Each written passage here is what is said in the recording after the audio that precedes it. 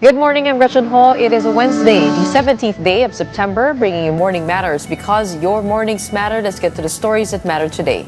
Speculation of a House leadership shakeup intensified as staff were seen packing up Speaker Martin Romualdez' belongings, including his nameplate.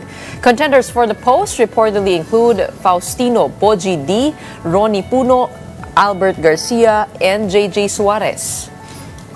Luzon is bracing for rains as Tropical Depression Mirasol made landfall over Casiguran, Aurora earlier today. Areas expected to be affected include Cagayan Valley, the Cordillera region, Aurora, Ilocos Norte, Ilocos Sur, and the Polillo Islands. And in a historic first, Las Filipinas triumphed over world number 21 Egypt to claim the Philippines' first ever win at the prestigious FIVB Men's World Championship. Welcome to our program, Morning Matters, where we talk about the issues you need to know for the rest of your day. Now, first on the agenda, House Speaker Martin Romualdez is facing growing rumors of being replaced. He reportedly met with President Bongbong Marcos as talks of a leadership change in the House intensify. Here is the full report.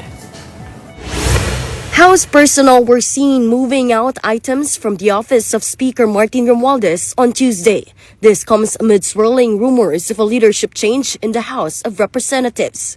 According to a source, Romualdez will step down as Speaker later this afternoon at the plenary session. Yesterday, the source said Romualdez went to Malacanang Palace. He was expected to meet with his cousin, President Bongbong Marcos, to discuss the House leadership. It remains unclear who initiated the meeting. So far, both the palace and the Speaker have remained silent.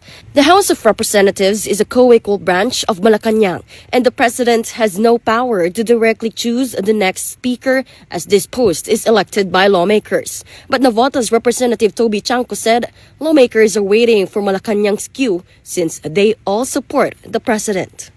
The most important vote is not inside the House of Representatives, di ba? Where is it? Hindi, it's out of respect. Di ba walang gagalaw dito because out of respect doon sa Malacanang. Di ba? So, yun naman iniintay ng lahat, di ba? Kung ano yung, siyempre lahat naman kami, we are supportive of the President. At yesterday's session, no motion was filed to declare the Speaker's seat vacant. The session briefly resumed, then was suddenly suspended again, lasting less than 20 minutes before adjourning. Meanwhile, Vice President Sara Duterte insisted that Romualdez should indeed be replaced. Dapat lang talaga. Dahil nakita niyo naman yung budget 2023, 24, 25 at lahat yung mga past budgets natin, nakita natin na it was under the leadership of Speaker Martin Romualdez. As the issue deepens, Cavite 4th District Representative Kiko Barzaga openly admitted his ambition to take over the speakership, even saying he hoped Majority Leader Sandro Marcos would not block his move. I'm going to take Speaker Romualdez' speakership, and I hope Majority Leader Sandro Marcos won't hold it against me or won't stand in my way. Others being floated as possible successors include Deputy Speaker Faustino Boji D of Partido Federal ng Pilipinas, Representatives Ronnie Puno and Albert Garcia of the National Unity Party, and Senior Deputy Speaker JJ Suarez of Lakas CMD. All have yet to release a statement. For News 5, I'm Marian Enriquez. We are One News. The Anti-Money Laundering Council has ordered the freezing of bank accounts of several government officials and contractors linked to flood control project anomalies. DPWH Secretary Vince Dizon requested AMLAC Executive Director Matthew David to issue freeze orders. Now, among those on Dizon's list are former DPWH officials Henry Alcantara, Bryce Hernandez, and JP Mendoza, as well as contractors Curly and Sara Vizcaya. The Court of Appeals granted the freeze order on 135 bank accounts and 27 insurance policy connected to individuals and corporations allegedly involved in the irregular flood control projects. Meanwhile, Alcantara and Hernandez, two of the so-called BGC boys, now face criminal charges for using fake driver's licenses to enter casinos. Hindi po natin hayaan na lapastanganin ng ninuman no, mapa-opisyal o pribadong individual ang lisensya po ng DOTR at ng LTO. So mananagot po sila sa batas. Ito po ay magpapaalala sa taong bayan na talaga hindi ka pwede gumamit. Una, bawal ang peking license. Yan po ay pampublikong dokumento. Congressmen have approved the Office of the Vice President's proposed budget for next year with minimal opposition as compared to last year's contentious deliberations. Arles de los Santos with the details.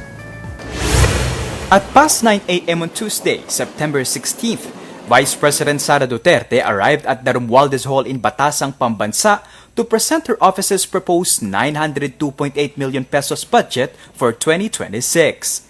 This is higher than the OVP 744 million pesos spending fund this year. Sara attended the lower chambers hearing alone, no undersecretaries, no assistant secretary in tow. After her presentation, Davao 3rd District Congressman Isidro Ungab motioned for parliamentary courtesy to eliminate the need to present the budget line by line, but the Vice President was ready for some queries. Yes, I waive the privilege. Some members of the Makabayan bloc immediately seized the opportunity to finally ask the Vice President questions that first off, her foreign travels, which had taken her to Germany, Denmark, Japan, Hong Kong, Qatar, Australia, Korea, France, and Belgium between 2024 and this year. Paano po pinopondohan yung pagpunta, flight and accommodations ng staff and security ng OVP? Madam Chair, may I be allowed to ask a question? Magpinsan po ba si congressman ko ngayon tsaka si Zaldico? Gusto ko Mr. lang Chair, I can malaman. answer. Are they relatives? I have no familiar relation po to Zaldico or to Representative Zaldico or any of their relatives po. Sara was also questioned about the 7.4 million pesos spent for security and personnel during travels, allegedly from Filipino taxpayers' money. No public funds were used for all my travels. Duterte was also asked about the 73 billion pesos in confidential funds that her office spent in 2022, which the Commission on Audit issued a notice of disallowance on. Wala raw accomplishment reports na naipakita or sinubmit ang Office of the Vice President para dito. Ano na po ang status ng notice of disallowance na ito? I suggest that the congressman ask this during the hearing of the Commission on Audit. The VP was also asked about confidential funds that supposedly went to characters named Mary Grace Piatos, Miggy Mingo, Xiaomi Ocho, and all others later found out to have no birth or even death records with the Philippine Statistics Authority. This is the subject of an impeachment trial, and I would not like to discuss the defense for the impeachment trial. The deliberations finished after an hour. After this, the OVP goes to plenary. Despite her office's budget breezing through today's deliberations, Duterte said she's certain she's not yet free from threat from the impeachment. Oh yes, kasi kung hindi man yan matuloy ngayon, 2025, I'm sure magpa-file yan 2026, magpa-file yan 2027, or even siguro 2028, right before the presidential elections. So this is all about the presidential elections of 2028. Meantime, Sara says she had recently spoken to her detained father, former President Digong. He's okay. Nag-usap kami about politics, nag-usap kami about flood control, nag-usap kami about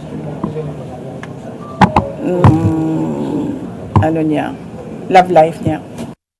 Mr. Duterte's defense team had claimed their client is no longer fit to stand trial due to cognitive impairment. They added the former chief executive cannot remember places, happenings, and even names of some family members anymore. Tingin ko naman merong mangyayaring hearing sa competency. So antayin na lang natin yung mga experts. Mobile Journal Arles de los Santos. We are One News. Pag-asa said Tropical Depression Mirasol has made landfall over Kasiguran, Aurora at 3:20 a.m. today. Minnesota is expected to bring rains to Cagayan Valley, the Cordillera Administrative Region, Aurora, Ilocos Norte, Ilocos Sur, and the Polillo Islands. Metro Manila, the rest of the Ilocos region, Central Luzon, and Calabarzon may also see cloudy skies with scattered rains and thunderstorms. Pag-asa is also monitoring a low-pressure area outside the Philippine Area of Responsibility, which it said has a medium chance of developing into a tropical depression within the next 24 hours. Meanwhile, the Bicol region, Mimaropa, Western Visayas, the Negros Island region, Central Visayas, and the Zamboanga Peninsula may experience cloudy skies with scattered rains due to the southwest monsoon or habagat. When we return, let's discuss the House leadership change speculations with Kabataan Party List Representative Rene Ko. Don't go away. We'll be back with more stories after a quick break.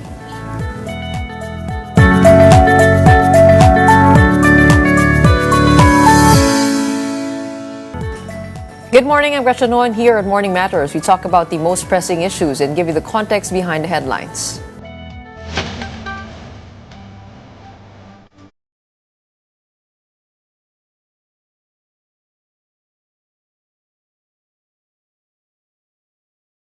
House personnel were seen hauling out items from Speaker Martin Romualdez' office.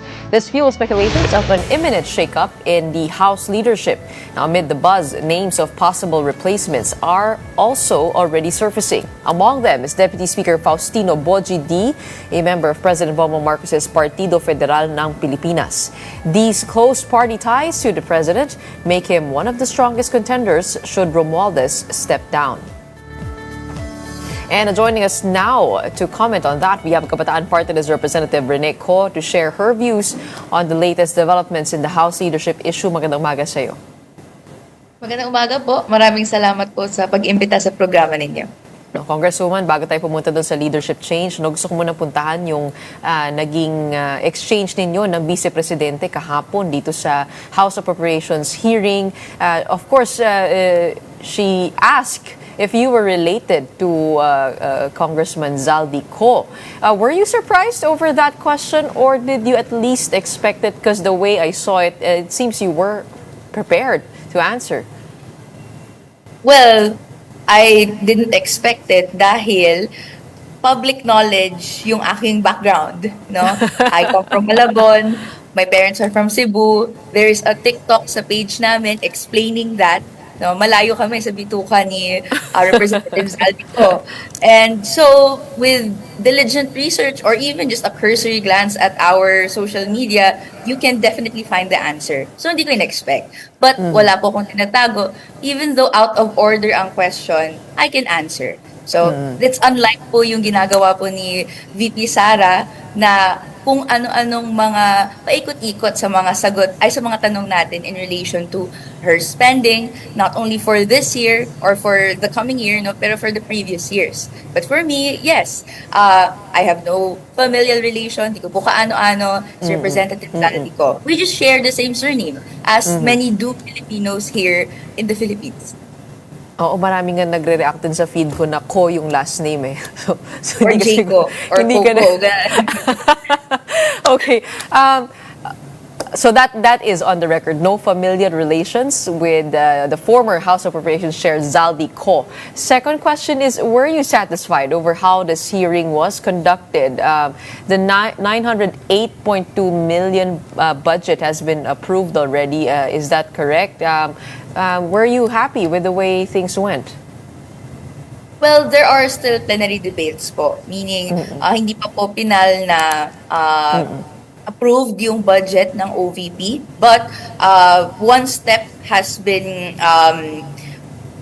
passed by the OVP. Pero sa amin, definitely we're not satisfied with how the hearing went.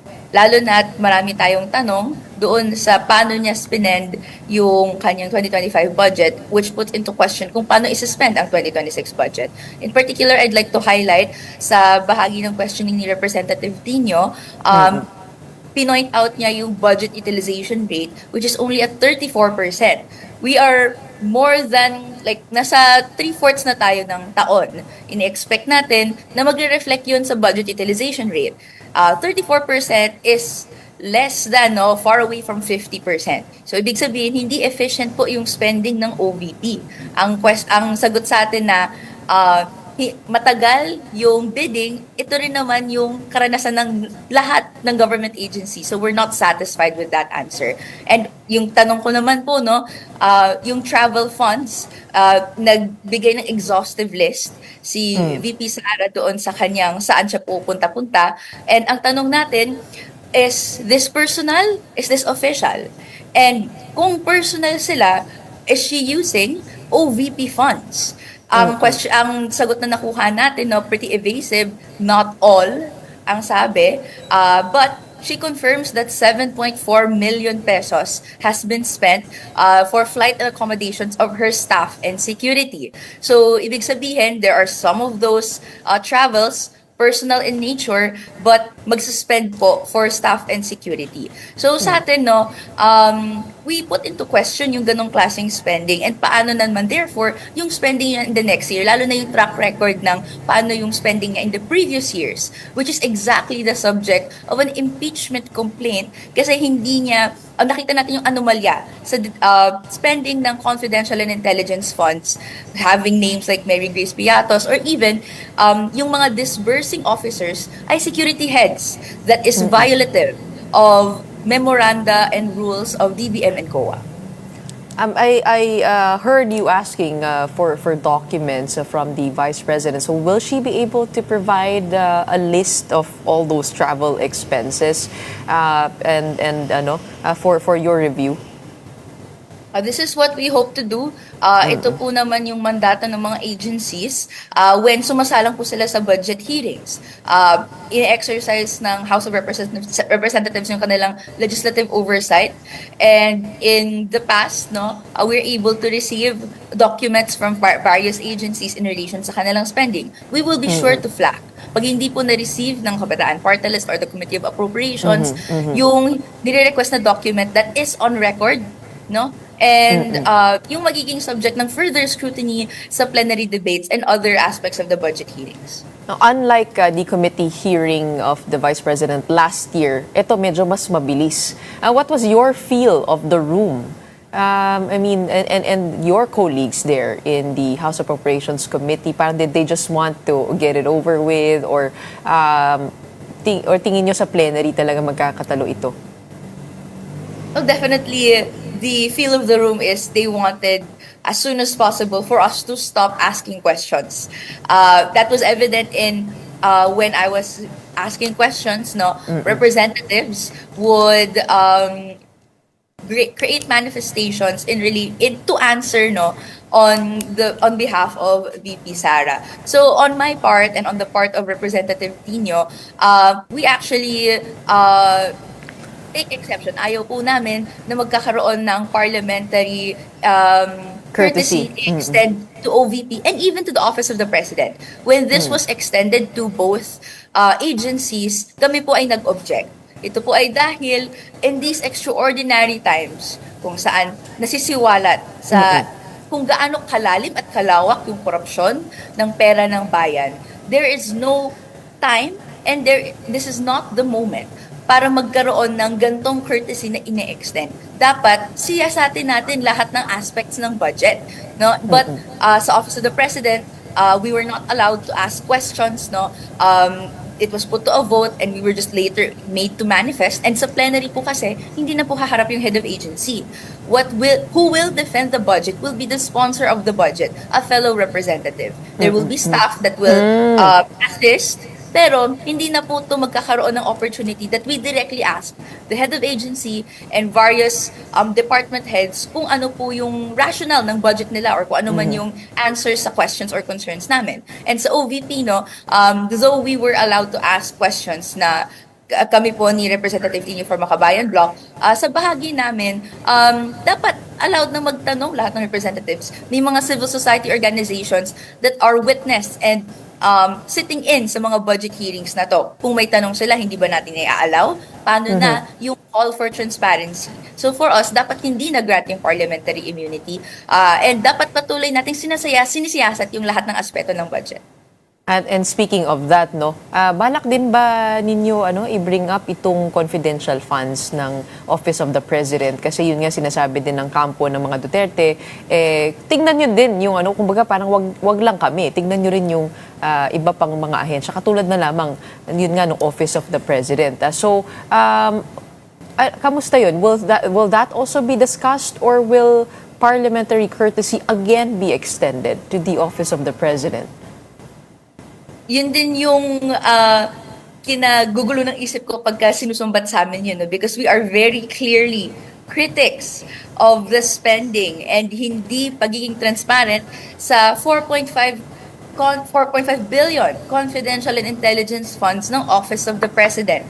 Since years back, 4.5 billion pesos na yan. And patuloy nating tinatanong, saan yung spending yan? Nasaan yung reports? Bakit ba ginagawa siyang confidence and intelligence funds when, this big of a lump sum ay prone to abuse? And therefore, dapat nang ilagay sa items ng regular budget so that legislative oversight can be better used or Correct. utilized. Sadly, ang patuloy na sagot sa atin is, confidential siya in nature and therefore, limited yung masishare natin.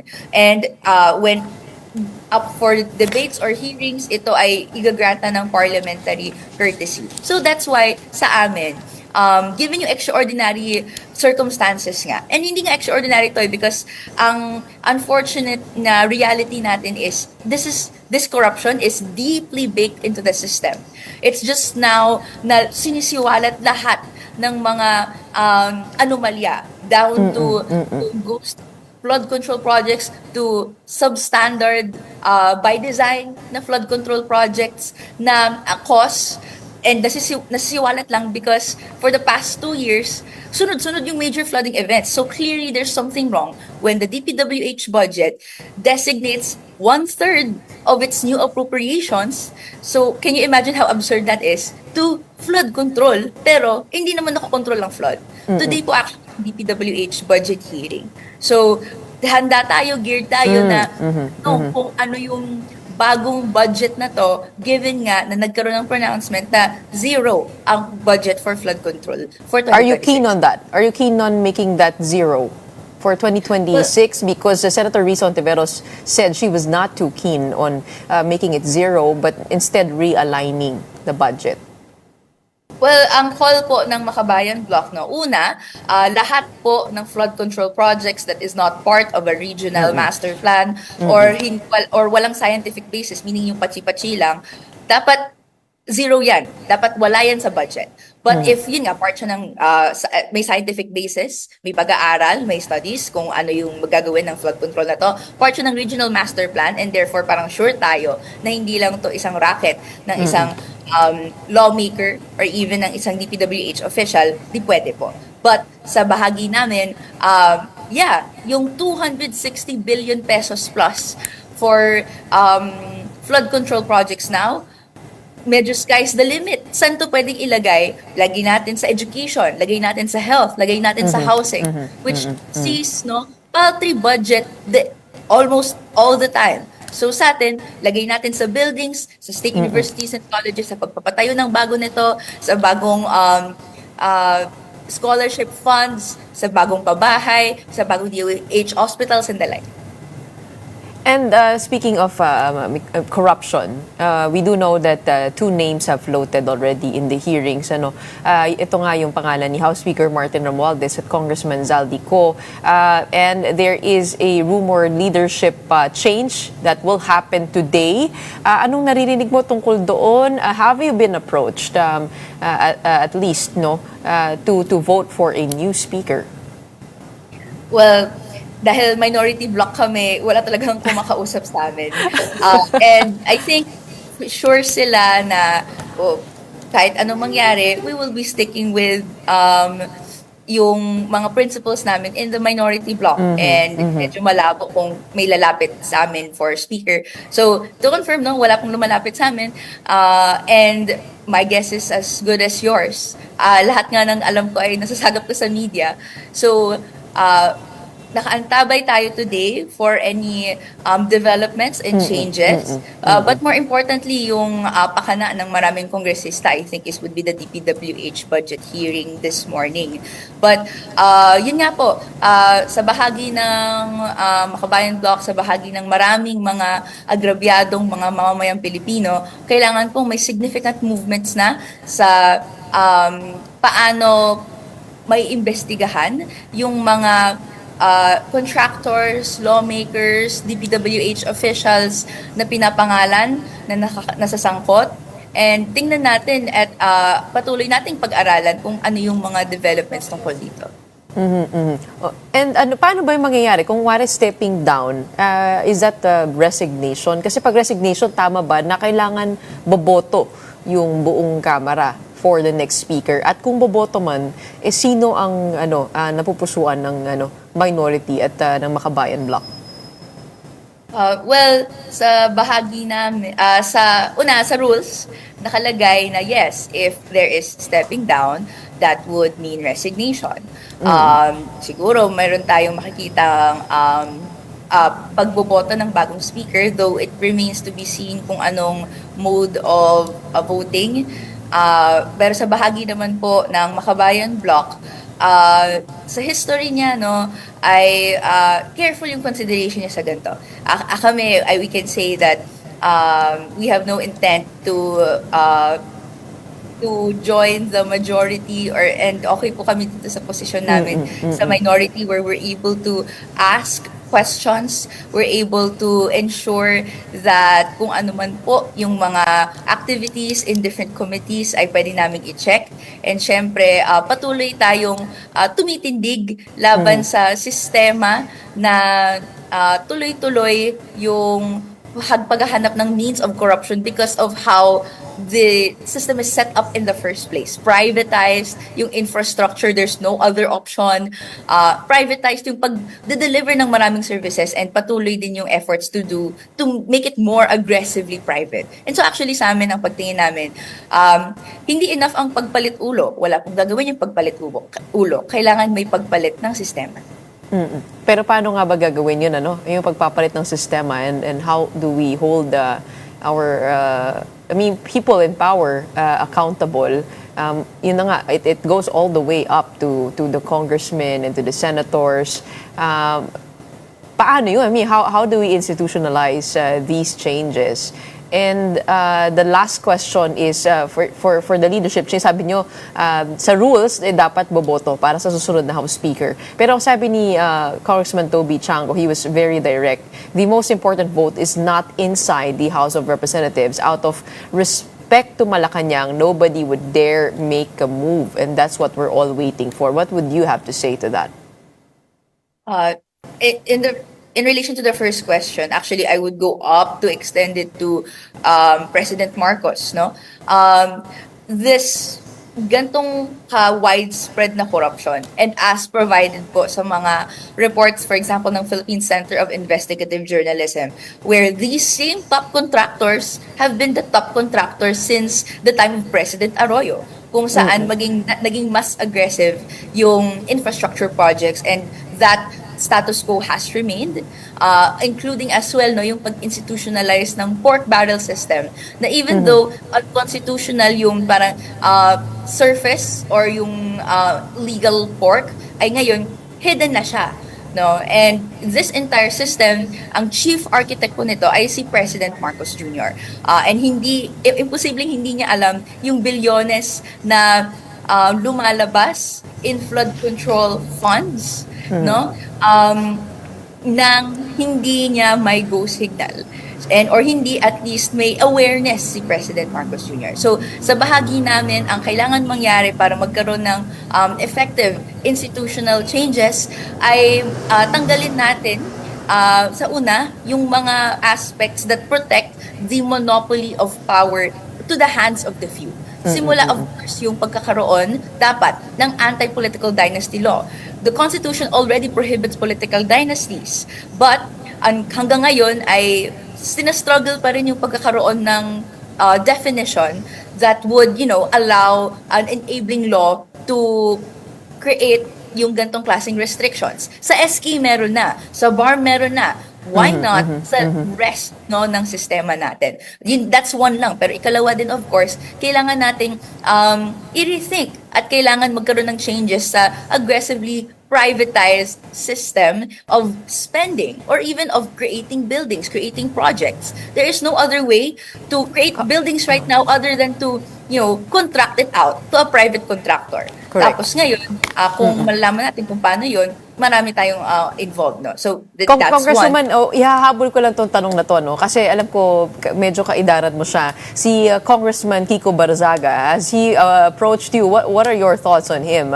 Kasi parang hindi ko alam kung nagpahayag siya na gusto niya maging speaker, pumalit kay House Speaker Martin Romualdez. But he does belong, for one, to a political dynasty from the Barzagas of Cavite. Your thoughts on your colleague?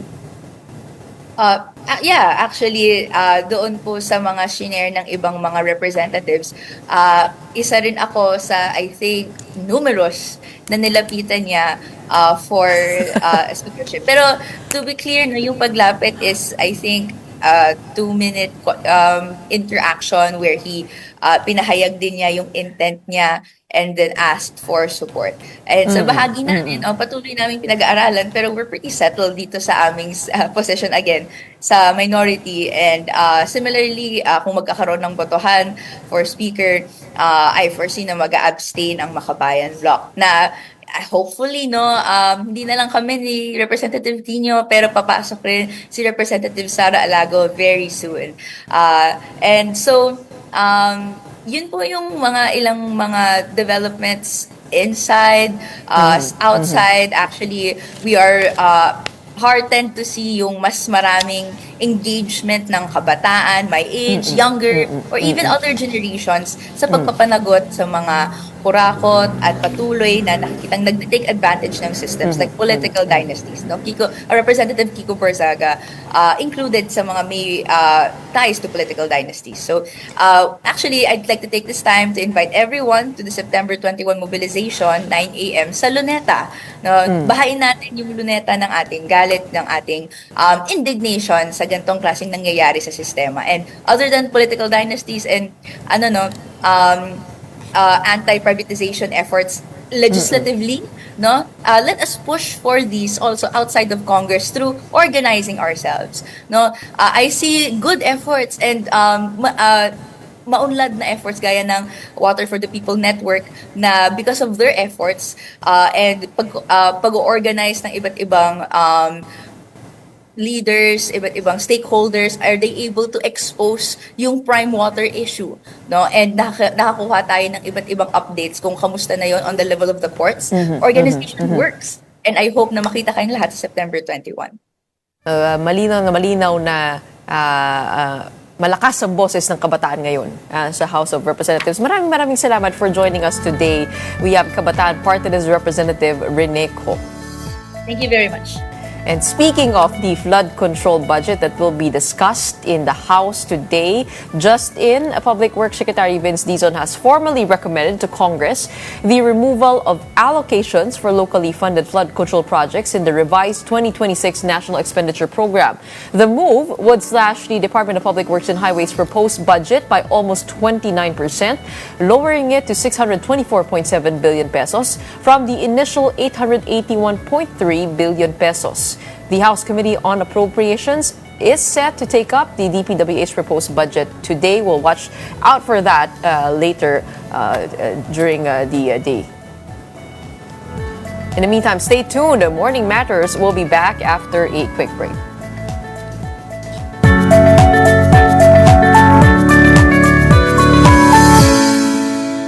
Welcome back. You're still watching Morning Matters here on One News. At this point, let's get insights from Professor Jean Franco of the UP Department of Political Science about a possible leadership change in the House of Representatives. Magandang umaga sa'yo. Welcome to the show. Magandang umaga, Gretchen. Magandang umaga sa mga nanonood. Una-una, ito yung inaabangan nga ng mga tao ngayong araw, yung rumored leadership change in the House. Kagabi, nakita natin nag-iimpake yung mga tao dun sa kanyang opisina. do you think it was just a matter of time here, and what do you think did you think that was the defining factor that led or will lead to this? Well, we heard reports that Speaker Martin Romualdez and the President, together with Sandro Marcos, met, I think, last night. And if he indeed resigns from the speakership today, and if the President really talked him into it, then it goes to show that he has really become a liability to the President, no? People must understand that this flood control investigation is a defining moment of the Marcos Jr. presidency. And naging untenable yung posisyon ni Speaker Romualdez, not only because he is close to the President, but because he is a cousin, no, of the President. It was really the links to this flood control probe that I guess move that needle. But siguro pinatotohanan nito yung statement ni Congressman Toby Chanco that no one moves without the approval of Malacanang, that's the number that counts. Do you think it's the same over at the Senate with the change in Senate presidency? Well, if that is the case, because previously the Senate has always been regarded as a more independent chamber, but then there's a perception that the Marcos presidency has not been very active in sort of intervening covertly in Senate matters. And that has become some sort of a criticism against him, that he's kind of weak. And if he indeed has intervened, no, recently in the Senate, then that is an indication that he's responding to criticisms, and that indication that he is really serious in this investigation. Kasi kailangan makitang seryoso siya eh. Otherwise, walang mangyayari dito. And speaking of a turning point in governance, he himself has said it na ito nga ay turning point, no, sa kanyang administrasyon. Do you see that being true? And are you confident in this probe in the ICI, the Independent Committee for Infrastructure, remaining impartial, even if it is formed and budgeted by the Office of the President? Yes, no, we have to believe in the commission. Of course, sa akin, mas okay if there is a law. As I've read, there's more teeth to the bills being proposed in both chambers of Congress, and but then we have to act very quickly on this matter, and that's why there's already the ICI. Alam mo, the only indication that the commission is serious if they're also targeting politicians, no? Kasi in both houses of Congress, puro allegations, but then wala talagang politician masyado na nadiin, no? Sa DPWH at saka sa contractors focus yung investigation. So I think this commission should really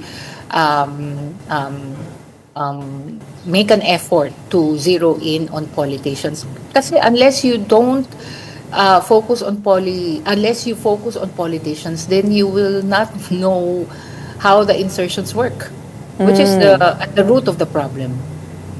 And sabi nga ni President Marcos, he will spare no one, not even his cousin, House Speaker Martin Romualdez. In the event that he does step down, do you see that as a severing of ties between the President and his cousin? At mukhang pwede nang lumutang yung pangalan ni House Speaker dito nga sa ICI. Yeah, severing of ties, probably, of course, not as cousins, but I can just imagine how awkward it was last night, no? I mean, if indeed they met, no, as reports said they did. Pero ito nga sabi nga ni Congresswoman Rene Co, no, she does not want to spare the office of the president when it comes to these flood control insertions. Kasi kumbaga parang he could not have been without the knowledge na may ganun. I mean, what would you make of that? Kasi kumbaga parang hinayaan din na mamuno si House Speaker Romualdez for the past 3 years. At ngayon lang nangyari ito. Yeah, I agree that I agree with Rene, Congresswoman Rene Co. And in a sense, tama ka, we should have seen this coming. Mainly because when Speaker Romualdez became Speaker, I think he made his wife a member, the chair of the House Committee on Accounts. So it's quite what do you call this? It's not surprising, but it's parang grabe naman, di ba? And I think the president initially must have felt that the speaker can help him, no? But then that's the trouble with dynasties, di ba? Paano mo papakagalitan ng pinsan mo, no?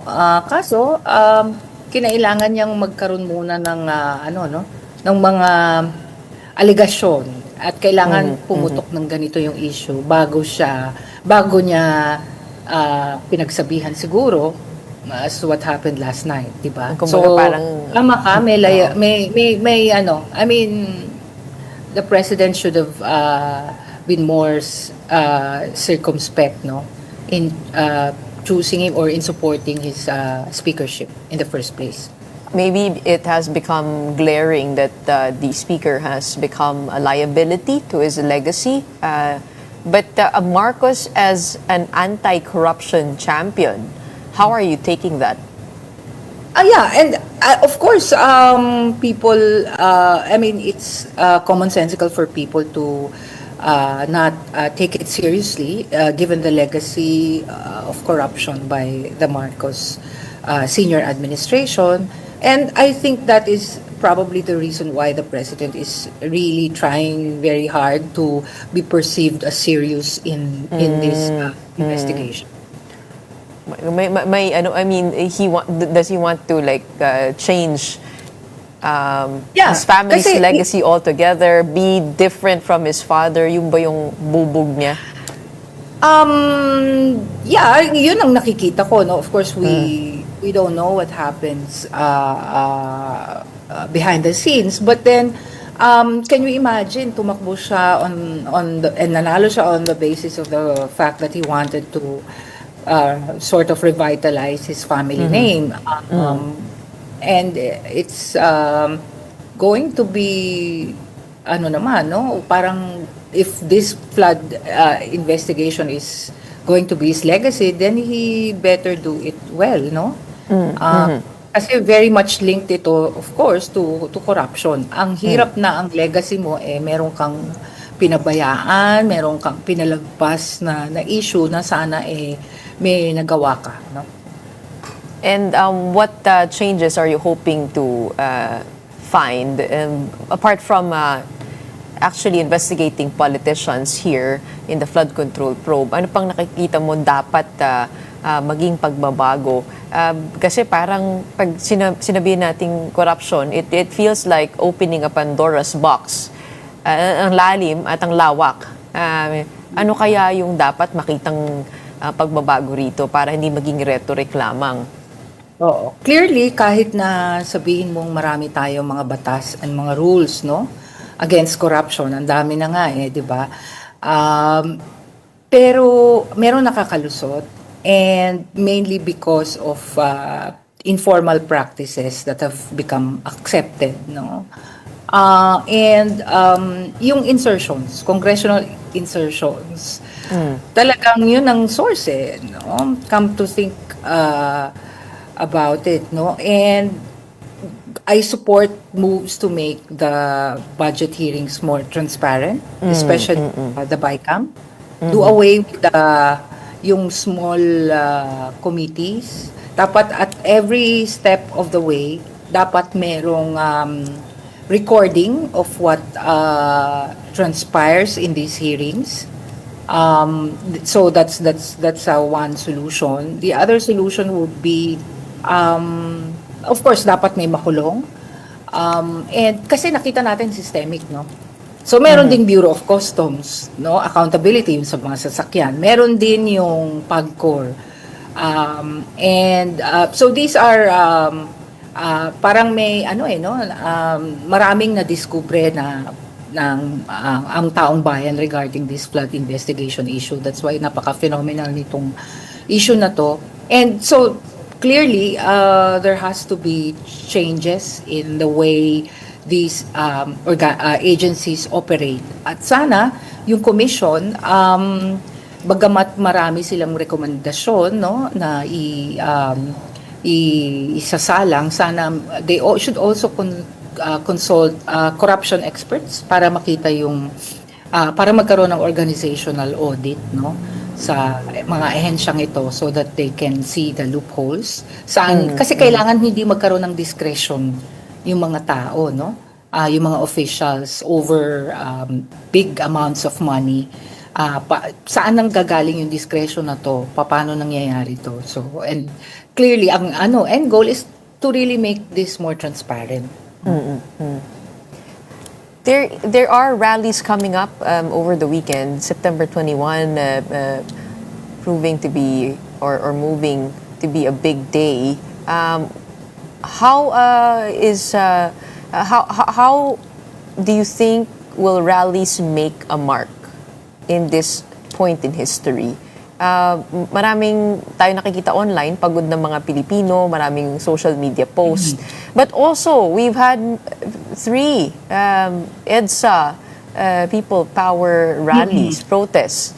Do you think that's still an effective strategy now to get more results? They are very effective, no? Nakita naman natin that the government is listening, at least so far. And Gretchen, this is very important, yung civil society and social movements na mobilization efforts. Kasi pag nakita mong nagfe-fail na yung checks and balances sa gobyerno, saan ka pupunta, no? Kundi yung pupunta ka dun sa sa mga mamamayan who will seek accountability. That's why I'm also joining the rallies on September 21 sa People Power Monument. As a convener of every woman, I'd like to invite everyone to join us sa People Power Monument. Pero may mga nangangamba na this will become violent. I mean, if you take a look at Nepal, what has happened there, in Indonesia, what has happened there, dito sa Pilipinas, anong tingin mo, maaari bang mapunta doon? Baka gayahin ito, yung mga pangyayari sa ibang bansa? Mga anti-corruption protests? I don't think so. On our part, we've made every effort to ensure that the rally will be peaceful. At yung sa Nepal naman kasi tinanggal yung internet, 'di ba? So, and that's why Gen Z really went crazy. At saka sa pagkakakilala ko sa Pilipino, ang haba ng PC. Yung sa ibang bansa, sa ibang bansa parang dinagdagan lang ng allowance yung mga lawmakers. You get what I mean? Sa atin, ang tagal na nito. Araw-araw, nakikita natin sumasakay ng pumipila para makasakay sa, makapunta lang ng trabaho. Araw-araw, tuwing na lang, may mga baha. Ngayon lang nangyari itong ganitong malawakang investigation, tapos at may mga proteso, talagang dapat naman, no? At for as long as hindi pinipigilan ang pagpoprotesta, I think malayong maging violent yung mga protests, di ba? Pero Kasi may isa rin akong nabasang katanungan, no? Ito, syempre, lalabas ka nga para maglabas ng mga hinaing. Pero anong goal nitong mga protesta? Bukod sa getting heard, what do you think is the effectiveness of these rallies, and how do we measure that effectiveness? Yeah, that's a good question. No, I think the effectiveness of these protests is to prove to the government that the people are watching, that hindi nila palalagpasin itong issue na to put pressure on the government to work very hard to make these investigations work for the people. So yun yung mga hinaing na nakapaloob dito sa mga protests na to. Hindi kasi pwedeng pabayaan na lang, dahil yun na nga, nalulusaw na yung accountability within the branches of government. So saan ka pupunta kundi sa mga civil society and social movement? And over the past weeks or so, we've seen also the rise of young bloods in Congress. Tingin niyo po ba nagbabago na rin yung bagong henerasyon ng mga politiko? I mean, of course, Congresswoman Rene Co is from the Makabayan Bloc. That's pretty much expected for her to be more forthright. But we also have Representative Kiko Barzaga, who has his own style. We have Representative Javi Benitez, who did not sign the manifesto of support for the House Speaker despite being part of the majority. Ano pong nakikita niyo po dito sa mga bagong politiko o kaya yung mga bagong trends in politics? Well, it's a pleasant trend, that young people are making it in formal politics. Kasi kung tutuusin, they form a third of the voters. So dapat lang na they are represented in Congress, and in government. But then hindi naman porke bata kailangan iboto o kailangan suportahan, na politiko. Kailangan merong substance, may sense din, Rene Co was a student in our department, and that I'm very happy how things turned out for her. Well, how do you see these events influencing the 2028 elections? Is this a redrawing of political lines, party lines? Of course, in the Senate, we see now Senator Risa Ontiveros being part of the majority, which is quite surprising how she ended up there. Pero anong nakikita mo rito? I mean, how is this flood control probe influencing the political parties, how they're formed, leading up to 2028? That's a very good question. I could sense that this investigation has a potential to change the narrative in the 2028 elections, and I hope it's the narrative would be towards a goal that will make progressives more palatable, in terms of getting votes, from the general public. Tapos dahil anti-corruption, we're veering away from from the Duterte era, where ang gusto natin ay yung hyper-masculine na leader. So ngayon parang ang gusto naman natin yung matino, may effort na eradicate ang corruption. Sana nga mabago ang narratives. And yung alliances, of course, that will follow. Oh, it is definitely a phenomenon in itself. I mean, watching everything, I guess it does somehow affect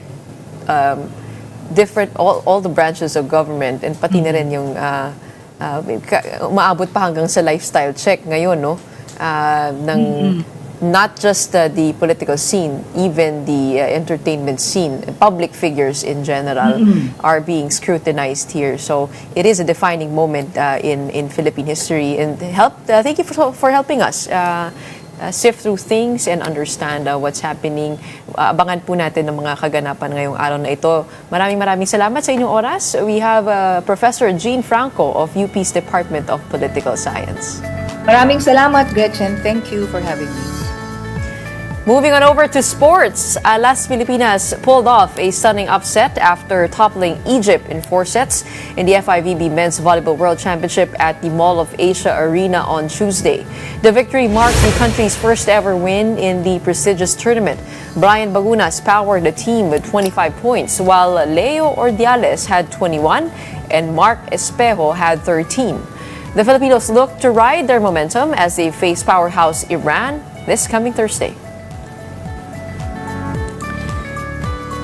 A Filipino crew member was injured after 2 China Coast Guard ships blasted a Philippine fisheries vessel with water cannons near Bajo de Masinloc. A BFAR crew member was hit by flying glass fragments from a broken window on Tuesday. DBRP Datu Gumbay Piang, which was delivering supplies to fishermen, sustained heavy damage to its windows and equipment. And despite the attack, the vessel evaded further harassment and rejoined its fleet. The Coast Guard vowed to continue supporting fisherfolk and defending the country's rights in the West Philippine Sea.